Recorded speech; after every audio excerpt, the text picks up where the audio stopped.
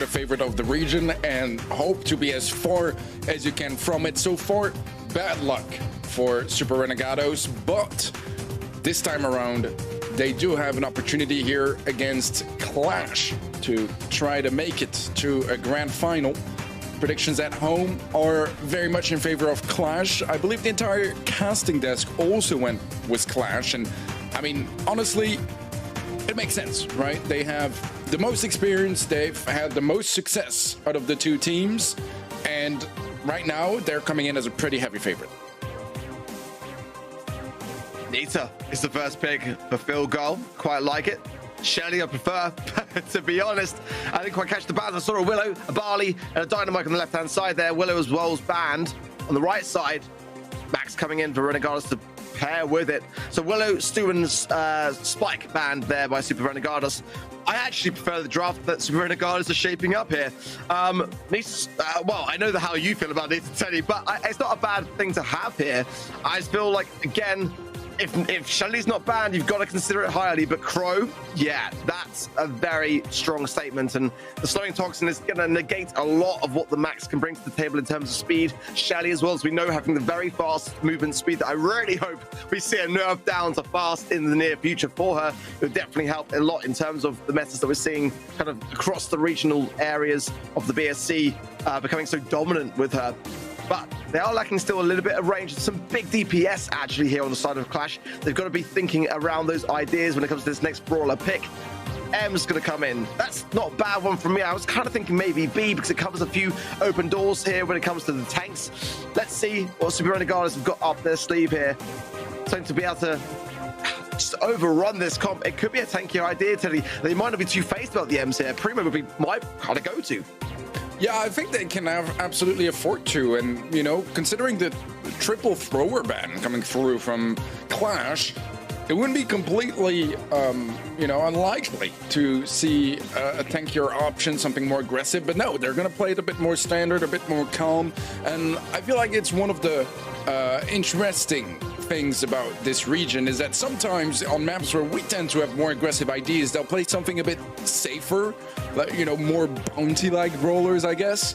And then sometimes on very safe modes where usually we play control, we play very slow, they'll, you know, turn up the pace quite a bit. But this time around, it seems like it's going to be a bit of a mix of both for Super Renegados, because they do have the Shelly, they do have that max speed, but they also have the Ruffs that's going to be very nice at opening up the map and getting some nice off-angle bounces. Plus, obviously, the treats to buff up his mates can make it very, very strong for more long-term fights. Yeah, I'm not sure the Ruffs is for me, but nonetheless, I want to see some strategy behind it. I think that this is the best month for Renegados to really cause a stir here. Great pass through. It's going to be a goal here. Surely the Regis is being very slow around it, though. Waiting for it. Oh, the placement was spot on, though. My word. When it came through, he really did. And that's a very early goal against QLASH here.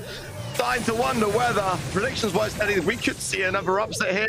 On the other side of things, look at this. This speed running in this thing that we saw. So as well, power through. Gaba can't quite make that with the base shift. We'll have to let it go as the QLASH reset.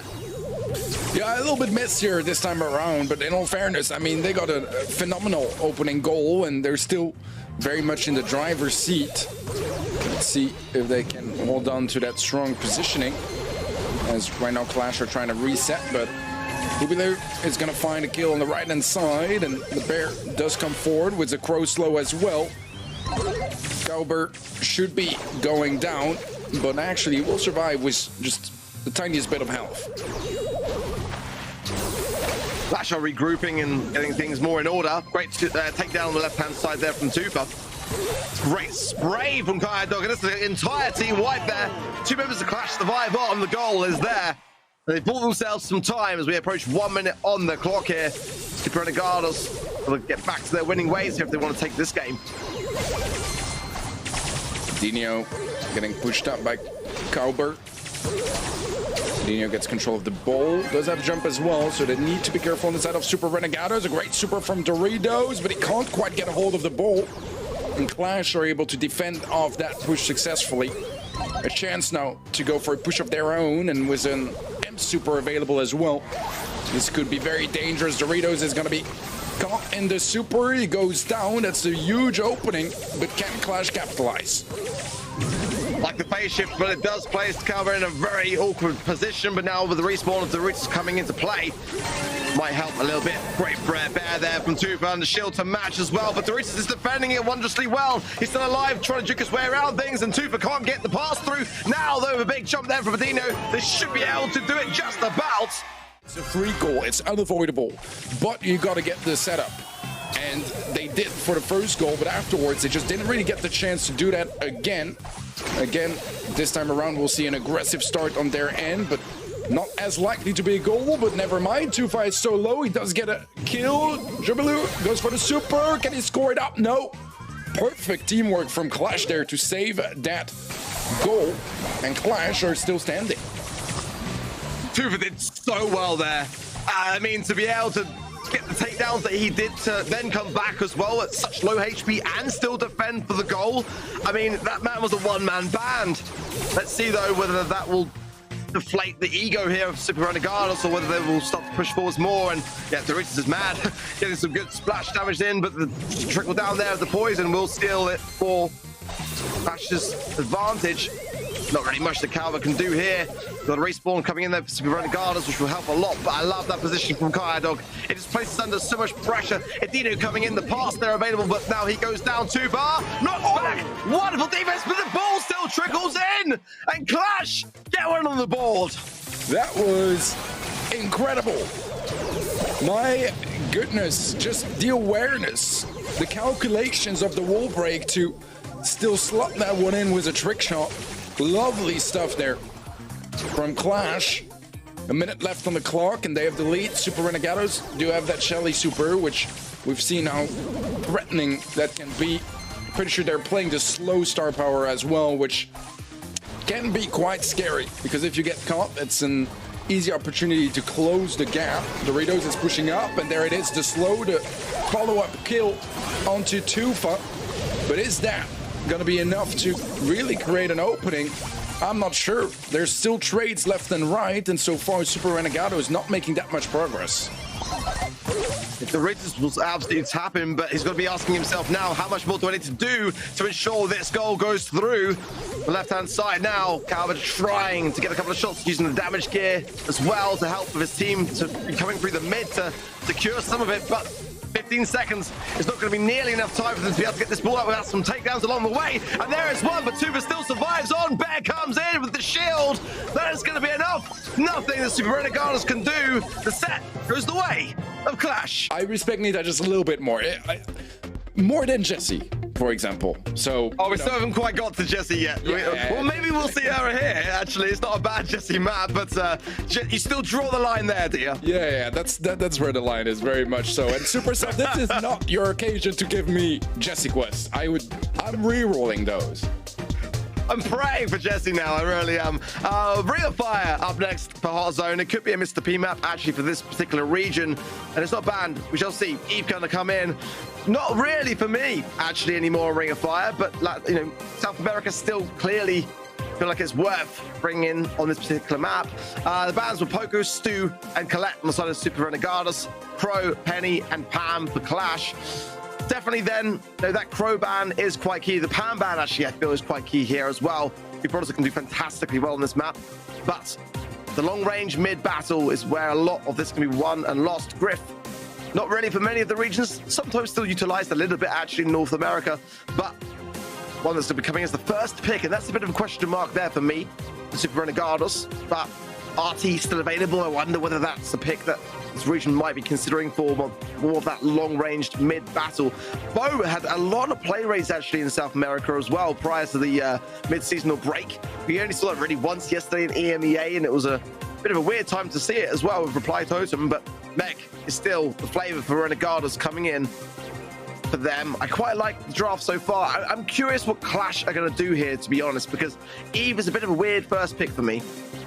It absolutely is. I mean, in all fairness, it's not necessarily the brawler that gets hard countered the most, and it's only like very big counter is gonna be Penny, which they banned out on the side of Clash. So they have that front covered. So I kind of understand the idea there, but I'm completely with you in the fact that it's just not that dominant of a brawler on this map. But I don't really think Riff is either, so I'm a little bit surprised by their opening picks here. Bonnie, to me, is a little bit more classic when it comes to Ring of Fire. I mean, as usual with Bonnie, you know, speed gear and a lot of bushes means you can kind of negate that effect and get a little bit more value. And once you get that super, it's a great way to find some openings, played up close and personal, and kind of break through the defense of your opponents. They've got to be pick B here, surely, against the Meg, because, okay, they're going to go Lou for the counter, but then if now Renegados wants to take the B in, the Bonnie matchup's going to have a tough time with the slow slugger speed, only the 3 gadgets to really speed you up along the way. Lou here is very, very strong. There is no doubt about it. Clash will absolutely be getting value for it. They're able to cycle their supers in and get Super Renegados on the back lines early on. And they will struggle to get out of the spawn. Bo is going to come in for them. It's interesting, isn't it, when you kind of look across the regions of Brawl, and no doubt chat absolutely grilling me for a lot of what I'm saying when it comes to the draft, because if you're used to certain regions, you're used to seeing certain things, and in South America they do gravitate towards things like Bo in these places, and they still do work sometimes. I mean, it's amazing to see when you're looking from a spectator's perspective on those mines and how easy they seem to dodge, but many players forget that they exist, and time again we've seen players fall into that trap. It's a great deterrent of the zone and having some ability to control the positioning of your opposition as well, similar to that Lure effect, so it will help to buy some valuable time on the objective. Let's see, as we go in, who will get that first early advantage. Yeah, the only thing that worries me a little bit was that bow pick, which, by the way, I really don't mind overall. But in this specific instance, I feel like Eve hatchlings are potentially going to just trigger those mines and not even take the damage either. So yeah, that's what is the weirdest about it to me, because I just don't see necessarily where it fits into this draft.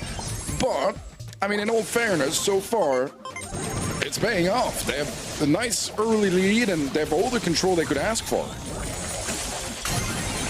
QLASH on the left-hand side is looking a little bit weak and weary, but is starting to heal up now. Trying to juke these shots, and there's one of the gadgets there for Bonnie. And as long as Tufa can hold that position on the top left-hand side now and not have to use many more, he'll help out considerably. Cardo places down the breeze in the mid, and that is going to push forwards players on the opposite side into places they would not like to be. Doritos needs to get back into mech form, but struggling to find it. Great tap on the card, and they actually secure the kill. And now Super Renegade is back on the zone, gaining valuable time and closing towards 50%. Super Renegados still with the lead, but they have lost a considerable amount of control, and there are the mines that easily get this patched by Clash. They've caught up, only about 2% behind now, but the freeze is about to leave the map, and now Super Renegados have a player in the zone again. Dino trying his best to duel him from afar. It's very hard to dodge those mech shots without taking at least a little bit of damage.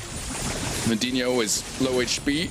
Dribbler gonna have to deal with those hatchlings, which he will do successfully, but it does buy a little bit of time for Clash to try to build up some control again, although now they are quite more drastically behind percentage-wise.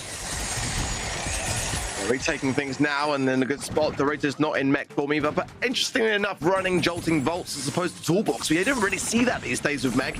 Everyone tends to adopt toolbox now as the gadget of choice, but nonetheless, it will provide a bit more heals along the way. As Clash now approach, taking the lead for the first time in this game, and big tap there from Medino places Doritos into 90 HP and almost out of mech immediately there. And now Super Renegados have got to start to retake here. They've done pretty well, in my opinion. They're doing so more than not, but with that left-hand side lane now under Edino's hands, it's looking bleak for Super Renegados. Clash are retaking things quickly.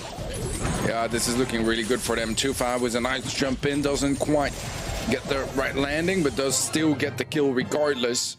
They sense that they're running away with things. They want to be in their grand finals.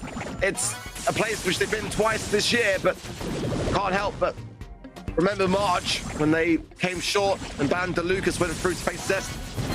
I do not want a repeat of that to happen, and so far haven't showed many signs of weakness to me. Fire Dog in the mid now, 38 HP will go down with great pinch between all 3 members of the Super Renegados. So they have a very good start more often than not. We saw it previously to this, and it's now going to fall down, but 15% of time. Oh, now Clash catching up to actually match it. A bit more back and forth than the previous game, and you'd love to see it.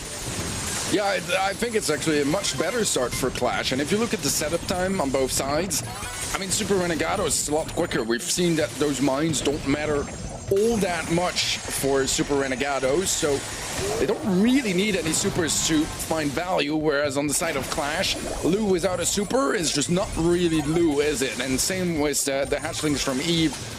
They're much more important supers. It takes longer to unlock them. But for now, Super Renegados back in the lead, back in control of the center. But slowly forced back. Skydog is finding some nice tags left and right. He is low HP himself, but did manage to get a super just in time to freeze up the mid once more. Well, definitely a pressurized position here for Renegados. Google is the first to pull through it out of mech, and actually, interestingly enough, I've just realized he's not actually running force field either. He's running heavy metal, which is like a bit weird. It's a bit of a weird mech build. Like both star power and gadget, not really what we tend to see for it, but I'm assuming intentionally so. But either way you look at it, it hasn't worked out too well as now Clash already have got all three bodies on the zone. Kaiser finally triggers one of those mines. Pretty much the first time. They haven't really been struggling in that sense, but as quickly as that, it's just put Super Renegados back into a middle position here. Low HP, but damage gear is going to help out a little bit here. Super jumps in and actually comes out on top with one takedown, a second potentially to follow. 62 HP with surviving on. I think it's going to be all over here unless there's something that can be done here. Super Renegados now cannot leave this mid. Yeah, only about 2 seconds and a half would be all it takes here for Clash to close it out, but they do need to step into that zone. A great super from Dribbeloo might be able to cycle them if he gets a couple more connections here. He does.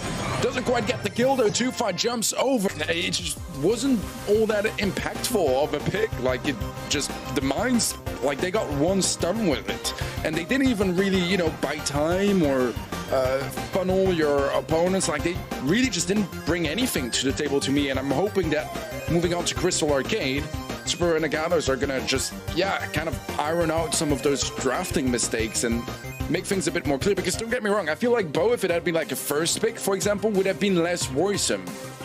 But just of the nature of this draft, it just didn't really make sense to me. Wow. Crystal Arcade, penny first pick. Pro's not banned here. It's gotta be up there for sure. The Shady ban is important. Mr. P actually could have a place here for the first time today, realistically, on Crystal Arcade. And we know what South America feel about that particular brawler. But have they really realized that it's coming a bit more into the meta yet? We haven't really seen too many signs of it. But I think Clash have got to land Crow on this one now. The M's ban here is very good as well for me from Super Renegados. They've got a very good understanding of the draft. Spike, it's a weird first pick, but it might not necessarily be their first pick. It's just more what they're pairing with it. Stu is an aggressive side lane, no doubt about it. I do like it here. It can work. But the Spike here, are they just thinking ahead in terms of potential, you know, tank ideas that maybe Super Renegados have had during their scrims that they're just preparing for? Is it that good here really now? Well, I think it's more of an anti-Stu idea, right? Like where they have the Stu, now they have the Spike, so they can't really counter the Stu with a Spike. They also banned the Ruffs, which is a very strong Stu counter. Hey! Mr. P, which can actually be quite dangerous for Stu as well. So I like the idea. I think it's also nice that they have the penny on their side to, you know, prevent those porters to be used against you, really. And the RT, which is an interesting one here. I mean, realistically, they have 3 brawlers that could all be played out in mid. I would think that RT with the extra range is going to be their choice, but honestly, who knows? I kind of see now why they wanted to have that penny first pick as well, because they were maybe hoping that Clash might then choose Mr. P into it, which would have had a terrible matchup. Sprout coming in for Clash. It's definitely going to provide a lot of control for sure, yeah, and if they do lose positioning power into the mid, you can get yourself into a formidable position in that top left-hand side there. So I do quite like it. RT, though, is a great choice, I feel, for Super Renegados. Will have a good matchup and a lot of range in that mid area, but they might even play Sprout mid. Who knows really what they're kind of thinking with it. I mean, I think I actually prefer Super Renegados draft in general here, but the way that Clash are playing, it just feels like even if they don't have what is, in my opinion, the better draft, they're still able to work better with whatever they feel comfortable with. You were right. They are going Sprout mid, at least for the time being. Might change things around. 2 is absolutely a capable mid as well. Okay, Dog needs to be careful. Nice dodges. A wall is going to be set up that will also remove those bushes for later on, which is going to be quite valuable considering there's no wall breaks available for either side. Nice steps from Juggalo, but I don't know if that's going to be quite enough here, as gems are still more on the side of Clash. Dog going to be coming back to the mid, and it's fairly even gem-wise, but now a wall spreading through the entirety of the top side of the mid is going to give a lot of control to Clash. 3 gems potentially as well over as well, but they're being very slow to take down Cal, but there they do finally get it. Focusing their time too much on Hubalier, but Wolf of Dog, because he's very low HP, gets a big shot of the Raiders, which will help them move forward just a little bit. A swift and early countdown as a result of those gems being dropped by Super Renegados. And it can be swiftly moving on to match point here, unless Super Renegados have got something to say about it. Dog's weak, but now healing up, and there's not really enough DPS for the Raiders on the left. They need to have Carver come in to help out, and he's just too late to the party. We need to see it now. There's no time left for them. Yeah, the Mr. P needs to hit some shots. I think he got his first super on the last second of the countdown, which is like a little too late in my opinion. He is playing more aggressive now in the mid, and I kind of like the idea, you know, just run down the mid, especially if you know there's a Sprout there, and he's gonna be a shot away or 2 now from his super. He's probably gonna go down, but nevertheless, he'll have something to take home for his troubles, and that might be quite a difference maker here. Albert's got to be careful here. No HP, but now in a safe spot. That Sprout wall is going to be trickling down to provide some space as his teammates now want to push forwards exactly, yeah, and just keep Tufa and Kydog suppressed as much as they can until Adino comes back into the mix. Duking wondrously, isn't he? Look at that. Every shot just not having any impact as he moves his way forwards to get into a more aggressive position, but in the meanwhile, 8 gems have been secured. Super Renegados have bought some valuable time here. They've not allowed Kydog to control that center nearly as much as we saw in the previous game. 1 gem away now, countdown. A night and day difference as Super Renegados show some first signs of life here.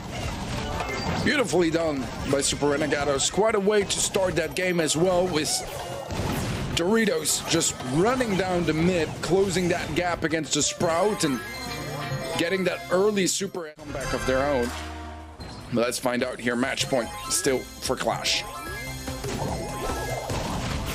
Now, Kydog would much prefer to not be deviating away from the mid this time round, and 1 shot onto Doritos, 2 to follow, and almost he chooses to go for Calver as well and juggle his time. Good pinch potential here with Adino on the left-hand side, and 2 for now. Look at this. Great from Clash now. Oh, perhaps though from Calver do secure it, and that's a great way to respond. And they're leaving the gems down for Kydog to return, and there was really not much of an opportunity for Super Renegados to capitalize and try to steal those away. Well done. Dorito's gonna get slowed by the spy. That's 3 shots for Kydog to land as well, and his last gadget pop. It is value for that gem. Would have preferred to get the second one, but he'll be able to get it just a little bit later. Get to an 8th gem count now, and Super Renegados, not a whole lot of room for mistakes now. Dino is a problem on the right-hand side, and that's what's causing Clash to run away with this a little bit. But now, finally, some gems in the pocket, and that's 9. Oh, they're going to take down with a nice little gadget there from Artie. But the 9th gem will go still to Kaiser from the left-hand side lane takedown.